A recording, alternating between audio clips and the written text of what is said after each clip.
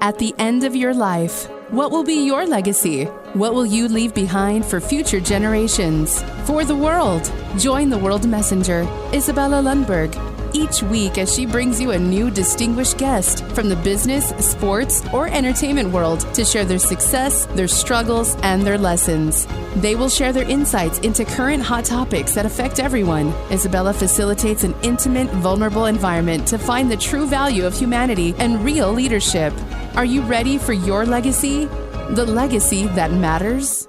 So many other amazing accomplishments. So advocate for children, advocate for women, and advocate period for people. And without further ado, let me introduce you to Anastasia Dieieva.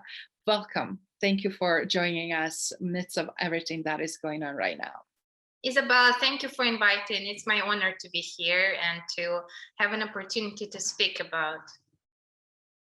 Absolutely. I know it's extremely challenging. I know that we just get over 1 month of this amazingly shocking, unexpected aggression to the level and magnitude that we're seeing. And I know a lot of people are having a hard time wrapping around. It's 21st century. It's in Europe. It's unexpected for a lot externally that are looking and watching. And yet it is real, and it's so real for all of you. So do you mind sharing a little bit, how are you doing, some of your first impressions of this current situation and aggression that you guys are having on Ukraine and your country? Sure, but if you don't mind, I would love to start with the wording, because let's call war. It's not scary, and it's very important to hear what really happens in Ukraine right now, because at the moment there are so many threats for us, and it's not only Russian aggression, but it's also I would say indifference of many people who are scared to call things by their own names. And we can also name it genocide, because at the moment, what is happening in my country, in my homeland, it's not a war even, it's a genocide against civilians, against women, against men, against children, and against elder people here too. And I would say that, yeah, it's absolutely shocking, but at the same time, knowing my people and believing in my army, believing in volunteers all around Ukraine, all around the world, believing in those absolutely bravest people who are now my family, because now we have this phrase that my family is not only my husband or baby, but it's 40 million people in Ukraine who are my relatives at the moment, because we stand in absolute unity against this horrible Russian invasion, Russian aggression, and Russian war against freedom of Ukrainian nation. So basically, it's yes, it's very much scary, and my morning starts with the news always. At the moment I wake up and open my eyes early in the morning, I always read the news, and I hear let's say words from my friends, from my relatives who are at the moment in different parts of Ukraine, from my colleagues, if they are alive, if they are safe, if they have water, if they have food, if they have electricity, if they have network and they can chat. So basically, this is in your reality. You are absolutely right. But you know, humans are so adaptive, and when they know what are their dreams and what are their values, why they stand for, why they fight, we feel this passion to move forward. We feel this passion to support each other. And when world see this courage, I believe it's very much inspiring. That is why I'm really honored to have an opportunity to speak about it. Thank you so much for sharing that. And I love how you came with very clear conviction what it is. And you're spot on. We have a tendency to label things differently, and because it's easier for people to absorb it and accept it. And you're right. It's not just the war. It is ethnic cleansing. It is the genocide.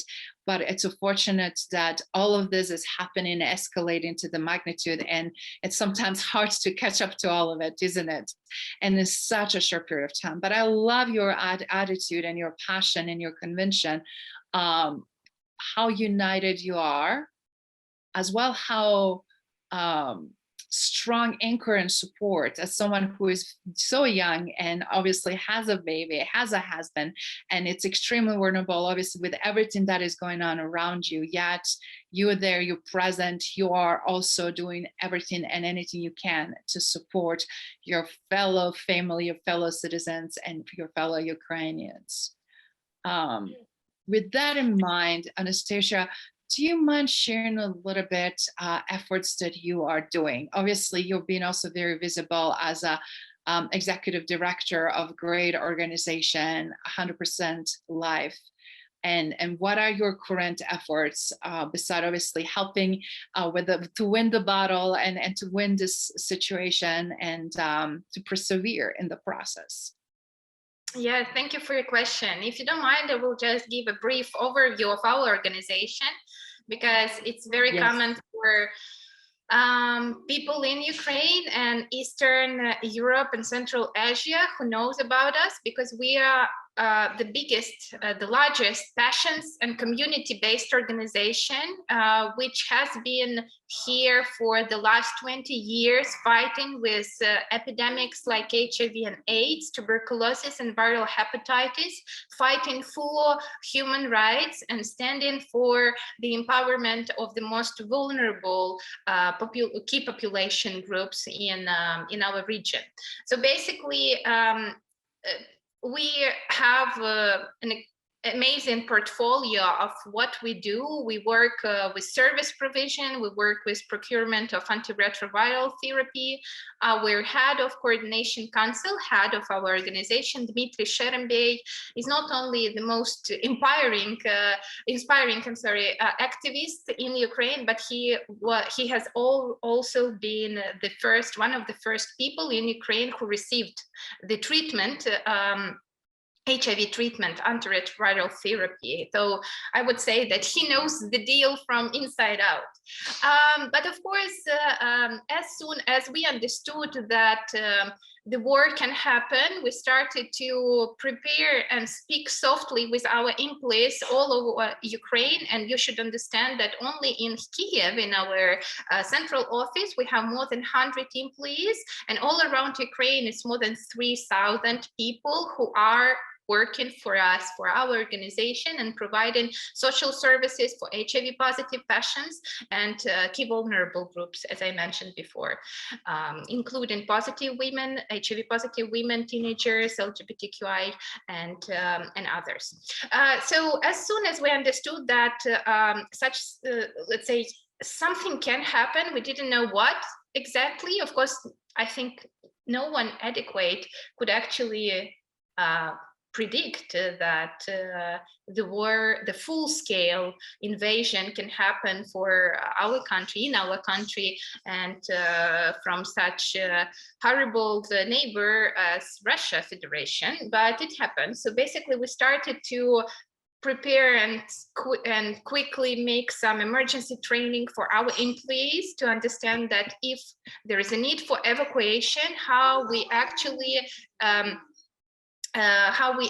relocate to different places in Ukraine and in Europe, or wherever people feel safe, and how we continue our work. And of course, from the very first day of our work, our foundation started to I would say, started internal reconstruction, and we made all of our efforts to, first of all, bring more of the humanitarian aid to Ukraine. So at the moment, we are the organization who provide the different type of humanitarian aid for Ukraine, for different type of population, including military, including territorial defense groups, including, of course, doctors, social workers, and civilians, and key population groups, the most vulnerable groups in Ukraine. I would also mention that our head of organization, Dmitry Sherembey, he also remained in Kyiv. He is there. So basically, he stays in our central office all the time, and he is a part of territorial defense. So basically, during the day, he goes with a gun and patrolling the streets. And at night, he's working with us on selecting the humanitarian aid, the distribution channels, communicating with donors, etc. etc. So yeah, I would say that our organization is working full time, and we're trying to do all the best in all the parts of Ukraine to be helpful and to be there. Wow, you're doing a lot, and you quickly adopted, you quickly adjusted, and then also you continue to take care of your patients and people that prior to obviously the war were receiving the services, and then now you expanded and offering more. And it is so admirable to see how quickly you landed on your feet, how quickly you reposition, and also realizing what people will need the most, which is also the aid in forms of medical aid, as well as support through other channels. I'm here based in Denver, and it's interesting. I'm not sure if you heard of Project Cure. They're the company that a nonprofit organization. It's been sending the medical supplies all over the world, and including to Ukraine. They're the first ones actually to send the shipments of the medical supply, and it just makes me super thrilled to see when very well organized, reputable companies get on their feet, and they don't miss the beat, and they know what is coming, and keep going. And since you are one of those as well, and I just want to kudo you for someone who is navigating motherhood and the young baby, that is navigating also obviously bringing everything forward with your organization, now also adding more complexity to your portfolio. And as you said, people are doing some things by day, some things by night, but ultimately everybody is trying to figure it out, how to better the country, how to help the people during the times of their greatest needs. So with that in mind, do you mind sharing what is the biggest need right now that you've seen that Ukrainians need, for everybody watching, listening, that they really wanted to support? What would you say that would be? So I would thank you again for this question. I just wanted to mention that also this current situation, the war revealed leadership in each and every one of us, and it's very much important that local organizations like ours also shows the great leadership, and I would say sometimes shows much greater impact than lots of international organizations. I don't want to blame anyone, but actually, I mean, I've been working with international organizations like UN and different others in my career. I've been working for the government of Ukraine, as you mentioned before, and now I'm working as a CEO of the biggest community organization, so basically NGO. And I can say that this is a time of leadership. And with this leadership, and let's say with this confidence that we have this leadership, I would say that when we describe the let's say the political level, of course, there are two very important things which everyone all around the world can do. The first is to insist and to speak out about the real situation, real facts of what is happening in Ukraine, to pay attention to the situation locally, like in cities like Mariupol, and come up to their political authorities and demand to either close the sky or to support the weapons that will help Ukrainian army to combat the Russian aggression on our territory and our land. So of course, the political vocal role is very much important for each and everyone. So basically, when you come to protest with Ukrainian flag, it really means a lot for us. It really helps to change the minds, I hope, to change the minds of diplomats, of politicians in your country who are representing G7, for instance, or G20, and who actually can come up with some important solutions which we require right here and right now. As a professional, I would say that there are four, in my opinion, again, there are lots of needs and humanitarian needs in our country, because some parts of Ukraine are currently in humanitarian crisis. There are cities which doesn't have electricity, which doesn't have like nothing, no water, no food for already months. There are children and newborns, baby, there are pregnant women, elders, men, teenagers, lots of people who are just literally dying in the shelters or underneath the ground floor of their buildings, because they have nothing to do with this. They can't even go out because humanitarian corridors are always violated and shooted by Russian soldiers, and they can't move out of the cities. I'm talking about Chernihiv, I'm talking about Kharkiv, I'm talking about Mariupol and others.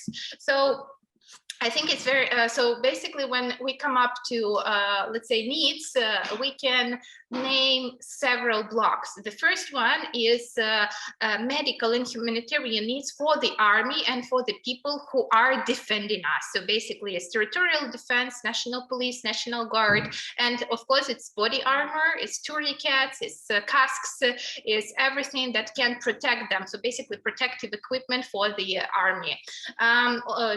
And others, I would say.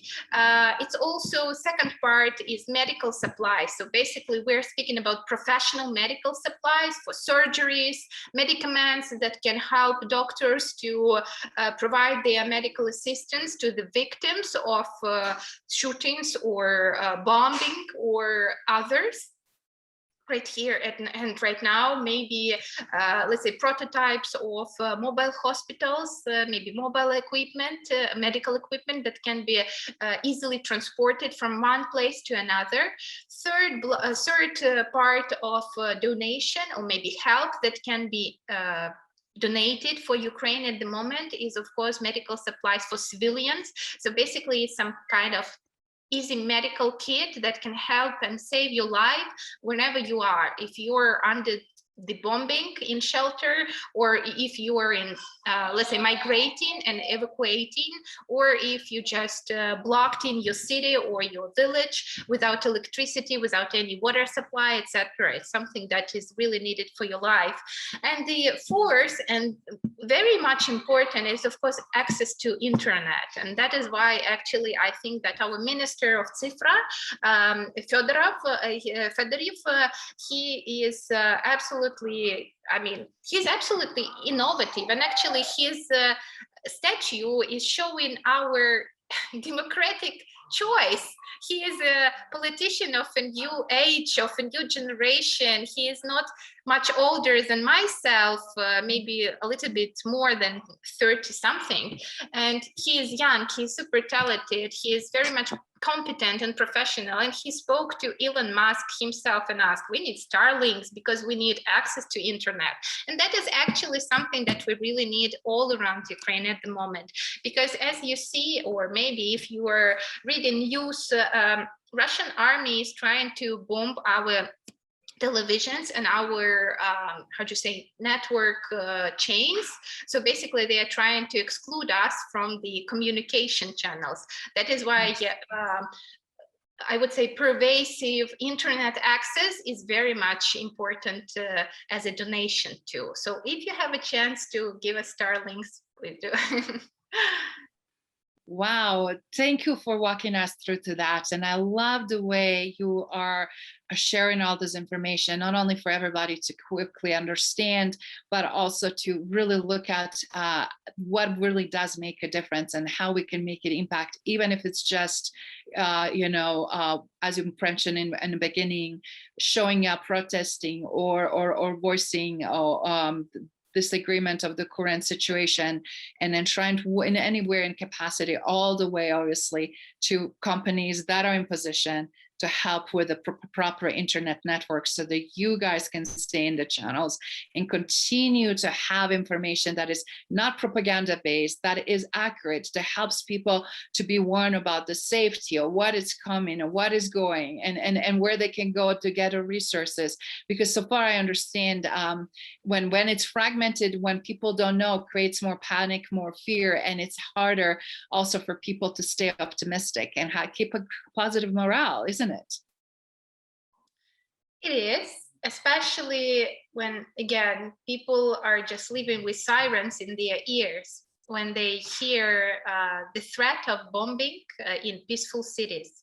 And you should understand that targets are not military infrastructure objects. Targets are our civilian objects, our housing. So that is why it's really important to have an opportunity to communicate, to have an opportunity to access, and at least to update someone about where you are you in safety, do you need an evacuation, do you need any help? And yes, indeed, it's very much important. And maybe if you don't mind, I will just share a little bit of my personal story, because I'm from Kyiv, and I really love my city. That is a city where I woke up with my 10 months old baby, and it was really midnight. Well, not midnight, maybe a bit like 2 a.m. or 3 a.m. when I received a message from my former colleague from law enforcement, and he said it started. And I understood what started, actually, and I didn't hear. I heard bombing a little bit later in the morning. It was 4 or 5 a.m. And I understood that, yeah, I need to understand if I need to leave my city, and will I come back here, or should I stay? And at the first stage, I actually said that I won't go anywhere from here. And everyone were speaking, you are mad, you have a little baby, you have to leave now, etc. And I was saying, no, I will stay in Kyiv because this is my home. I don't want to run out of my home. I need to be here. This is something that we created together. My baby knows everything here. We have a park here. I need to go there. So I was like, I kept positive. But then in 2 weeks, when I saw the horrible situation with Kharkiv, when the amazingly beautiful city was just bombarded. There's no city anymore. And it's not even occupation, because when you have military aggression and when one, dictator wants to get a part of your territory, they try to keep cities, but they don't keep our cities. They want to make it's just a floor, dust. That's it. They're bombarding everything. And I understood that Kyiv, of course, is the main target because it's a capital. And I understood that I need to move. As for now, I'm staying in Ukraine. And I'm not, we just moved from the city to the smaller one in the western direction. But that to be said, that I have this internal strength, if I may say so, to say that this is my home and they have to leave, not me, and not almost 3 or maybe 4 million people who already crossed the border and who already became refugees in European countries and all around the world. So, yeah. Wow, thank you for sharing that. And if you don't mind, I would love to also hear, obviously, what do you have to do so that for other women, you're extremely resilient. You did a lot of things that a lot of people didn't have a chance to do early on, not only in your career path and put yourself into those, I wouldn't just say uncomfortable situations, but to really step up to the plate and take a lead and be bold and be daring and show what's possible. So with that in mind, what would you recommend for all of the women and all children and everybody else in your country and outside, obviously, that already escaped, and every other woman in other parts of the world? What is your message to them? I absolutely believe that this is a time of women's leadership.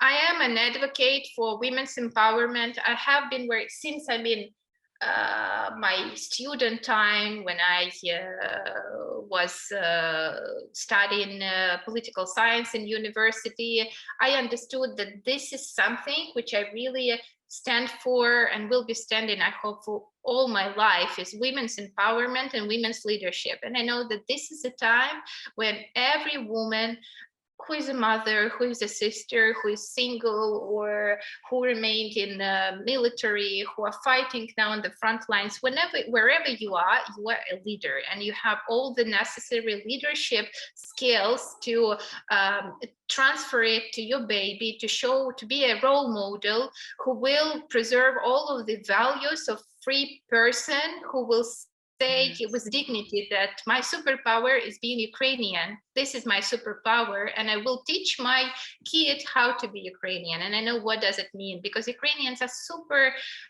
respectful for diversity, and that is why our country is very multicultural. That is why we are so open. This is why we are so creative.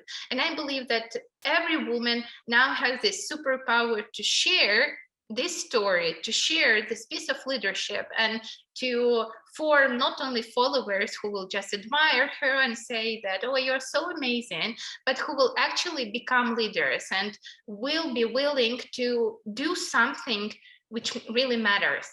That is what I really believe in.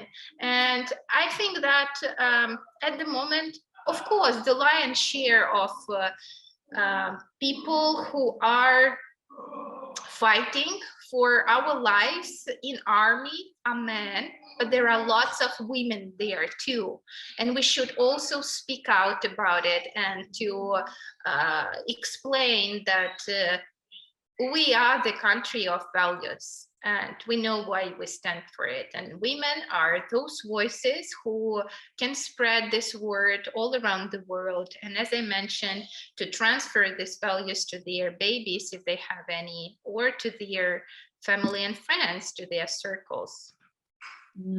Such a powerful message. I can't agree more with you, and you spot on. It is the time of women's leadership where we're not going into conflicts and starting the wars and ethnic cleansings and genocides, but where we're also leading with the responsibly and also looking on the future generations, right? And what are we passing on? So I kudo your strength, I kudo your conviction, and I kudo your choices and decisions, because you're inspiration, and you're inspiration for so many women, not only in Ukraine, but also from outside Ukraine, and showing what's possible. So with that in mind, with everything that is happening so rapidly, so fast, what would be some of the key messages for broader community, for everybody around the globe, but also some really actionable things that, again, I know you were mentioning earlier, how can you be helped, but things to look at so that we can provoke more leadership to act, and to act in the right way, right? Because even if they act, but if they're not looking for the greater good, or not looking to be supportive or to act in the right way, it's useless, it's counterproductive, it doesn't help, right? So what that would be message for them, please? As I mentioned before, I think is speak out, do the research, know the truth, learn facts about Ukraine and about what is happening, name war and Russian invasion. It's a Russian war against Ukraine, name it, because what I see is people who doesn't have this internal feeling of their friends, their family dying, their city were just raping in front of their eyes. And actually, by the way, I just wanted to do it as a figure of speech, but actually there are so many gender-based violence now from Russian soldiers who are just raping our innocent women who stayed at their homes. It's just horrible. And I know about it because that was part of my career, actually, to install and to launch new instruments of combating of gender-based violence in National Police of Ukraine. So basically, I know what should I, let's say, learn about the situation. It's horrible. We will have so much of trauma in our hearts after all these events. So I want international community, actually this is my demand, it's not even request, to speak about it, to speak out. And when we say, please boycott Russians, it doesn't mean that you have to hate someone. It just means that you really need to make a choice. You are on what side? Are you standing with the freedom and with democracy, which you are declaring all the time, or you are just pretending to be? And you know, when we had the Revolution of Dignity in 2014, it was a very important period in our history, in our country, in our generation. I would say that my generation knows when we speak about 2014, what does it mean? And we had a common phrase that, you know, in hell, there's always a special place for people who are impartial in such history moments, you know. Yeah, so I think to speak out from your heart, do whatever you can, put more pressure on your politician. I know that it can be hard. I mean, of course I know, I'm a political scientist. I know what does, let's say, the current situation for Ukraine means for the whole world. I know how Europe suffers from the lack of resources in their supermarkets. They can't buy oil, they can't buy bread, which they used to, because at the moment when the war, and we shouldn't be, we had to go and do the harvest and to feed parts of the world with our bread, with our hands, you know. So I believe that it is very much important to speak it and to speak it out and to be brave and to stand with us.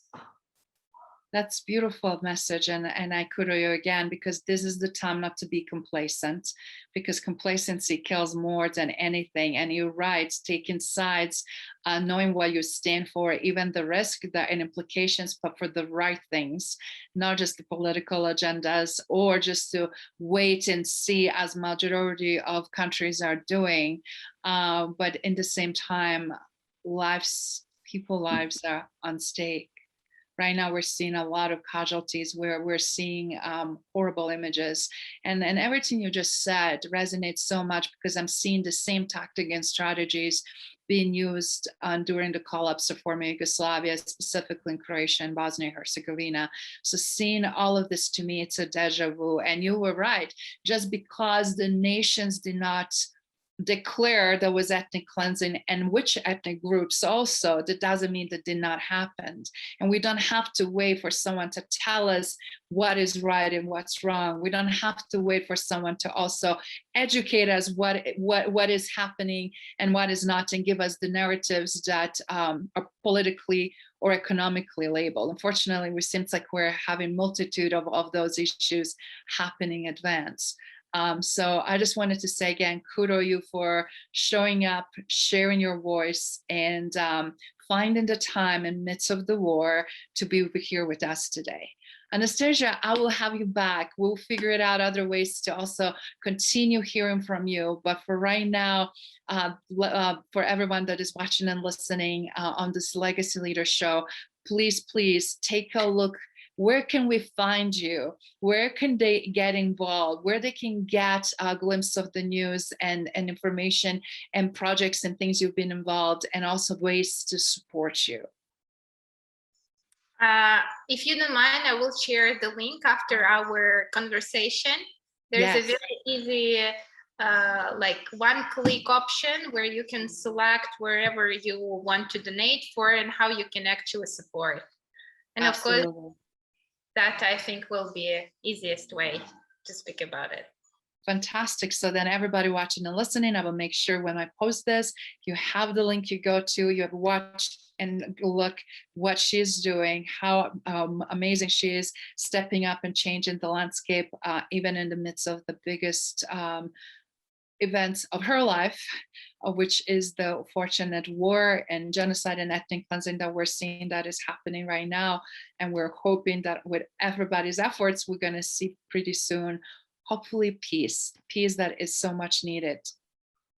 So thank you, Anastasia, for being our guest and sharing your beautiful, beautiful, bold, call for action and both for leadership to stand up, speak up, and lead the way. So thank you for trailblazing and showing us how.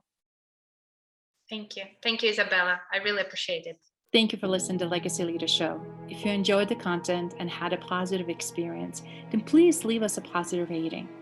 In addition, leave us a positive review whenever you are listening on whatever platform there might be.